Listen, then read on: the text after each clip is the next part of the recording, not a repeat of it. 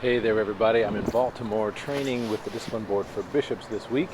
And Lee Curtis always has such interesting and good and thought-provoking ideas. I thought I'd turn things over to him this week for some further conversation about the natures of dioceses and bishops and relationships. I'll see you soon. Hey y'all, I'm Canon Lee Curtis. I am a Canonist of the Ordinary in the Diocese of the Rio Grande. And I wanted to do a follow-up this week and talk a little bit more about what Bishop Hunn was talking about and some of the ways that we can think about that I think might be helpful. Looking through your outpouring of support and your comments, it's clear that this is a conversation that the wider church is hungry for, and it's a conversation that we here in the Diocese of the Rio Grande have been having for a while and want to continue to have with y'all. So what I thought I'd do today, just to continue that conversation, was to remind us a little bit of what Bishop Hunn said about what is a bishop, what is a diocese, what should it be, and then to talk about some ways of thinking about that might help us more broadly in terms of the wider church, think about those things, to look through some of our history of when we've done this well, when we haven't, and then for us to find some ways to talk and work and think together about what the shape of diocese, what the life and work of a bishop is as we move forward into the next phase of our life together as the Episcopal Church. I'm going to take us on a little bit of a messy whiteboard journey, and I'm going to be vulnerable with y'all up front because this is going to mean that y'all are going to see my handwriting. So we'll model that vulnerability, one of those leadership practices that we want to see in place, not just for our bishops, but for all of our church leaders. So here we go.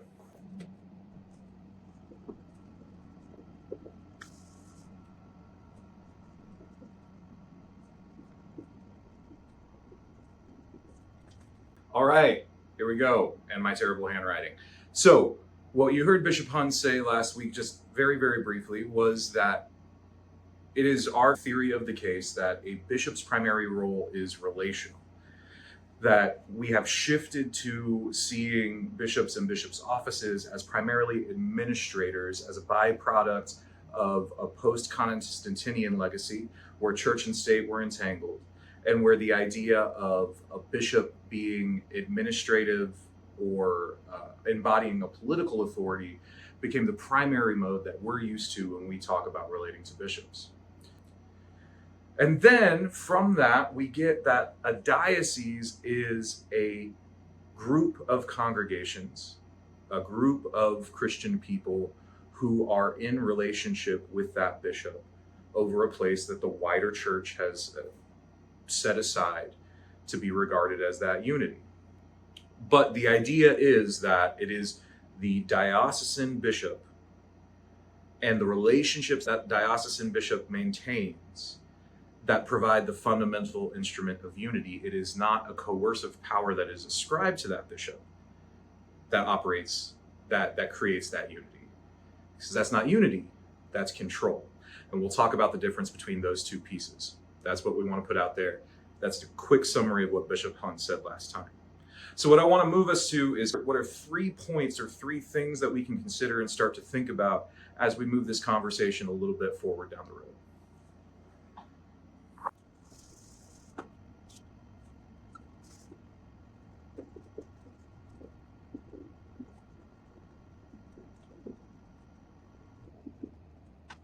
There are 3, as I said, helpful kind of dynamics for us to think through as we move this conversation forward and are continuing to put this out there for the wider church's consideration.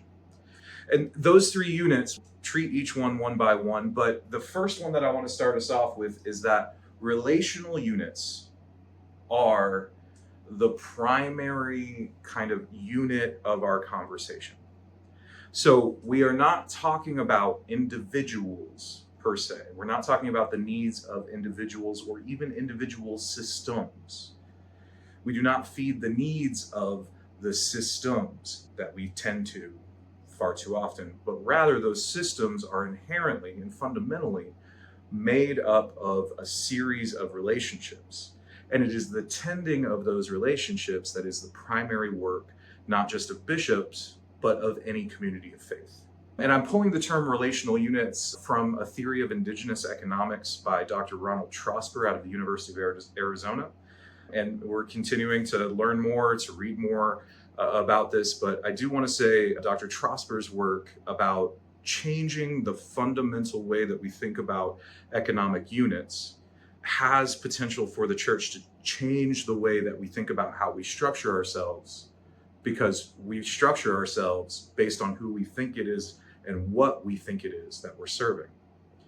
So what that looks like, and what Dr. Trosper proposes, is that in Indigenous systems, even the climate, the environment that we're operating in is able to speak back to us and provide us feedback, not in a verbal way, but in a real way. In the case of salmon fisheries in the Pacific Northwest, the salmon stock and the quality and number of it is feedback.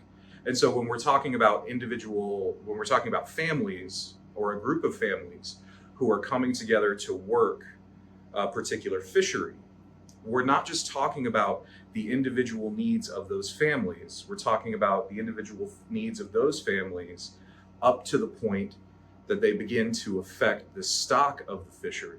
Because if the number of fish in that fishery are going down, the other families are going to be affected. And so maintaining that relationship and that sense of mutuality is absolutely crucial. Now, how might that look for us in the church? As Bishop Hunn said in his previous video, we have seen a decrease in the number of seminaries across the broader Episcopal Church who are offering 3 years of residential formation. We have viewed our seminaries in their individual capacities and in their individual ability to bring in the number of students that are needed to meet the costs of the system. A move from regarding individual well-being as isolated units to systems would have led us to ask the question much earlier than we actually have of what are the reasons that we are seeing a decreased number of seminarians in general? What are the reasons that we are seeing seminarians who are unable to go to residential seminary? What are the reasons that we're seeing fewer and fewer people in discernment processes across a number of different dioceses? Because while we've sat there competing for a limited number of people who are in discernment, we didn't ask the question until far too late. We've started to change the course on this, but only after we've seen a number of our seminaries have to shut down or radically restructure. Have we started asking the question, what is the environment feeding back into us? And what does it mean for us to be individual actors in an overall environment that is feeding back and telling us that there is something within our collective behavior that is affecting the broader good and the good of the whole and our relationships with each other? So all of this talk of relational units, of groups of people who are in relationship with each other being the fundamental way that we are trying to think about the world in which we inhabit, and the idea that our environment is constantly giving us feedback, that the environment that we're in is able to communicate with us just as strongly as we are able to communicate with each other. We just have to learn to read the signs. That goes against something that we've all come to fundamentally believe, which is the goal of any kind of church work, the goal of any kind of mission activity, as charged as that word is for self-sustainability. We think about it much like our cars, right? When we turn the key in our cars or push the button to start our car, we are not actually starting the internal combustion engine, at least not immediately. What we're doing is turning an electronic motor that moves our cylinders, our pistons around enough to where there is enough fuel, air, and spark for that reaction to run on its own. And therein lies one of the risks. When we think about this way of being together, we're essentially talking about two individual actors with a set function within that system. We're thinking about the starter, whose job is to provide enough mechanical input to turn what we're hoping will eventually run. And if we think about the way that we develop congregations, that we've thought about church planning or ministry development for most of the 20th century, this has been the system.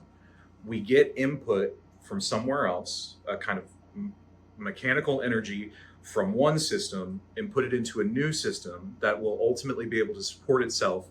And if we really did our job well, will support itself to the degree that it can start another system. Well, What's not getting into that, again, is the feedback that our environment is providing us, or the idea that our environment could change. What this myth feeds into is what we're experiencing, and I see this all across the wider church. I hear this from my colleagues in transition ministry, is that we have a number of congregations who feel defeated because their individual effort is no longer sufficient for the kind of systems that we've built up, for places that are supposed to run on their own, grow fast, plant more churches. What is in need more now is a series of relationships helping these congregations show up for and be the hands and feet of Jesus in an environment that has changed. What that looks like for a number of our congregations is they are reliant on strong lay leadership and supply clergy. That is broadening our network of relationships, whereas before the one priest, one parish model meant that that relationship was enclosed. That system was an enclosed, self-sustainable unit. Now we're having to rely on input from multiple different clergy, increased input from lay people, and a constant reiteration looking for what is our community trying to tell us. So we have one community locally here that I'm going to brag on, St. Luke's in Deming.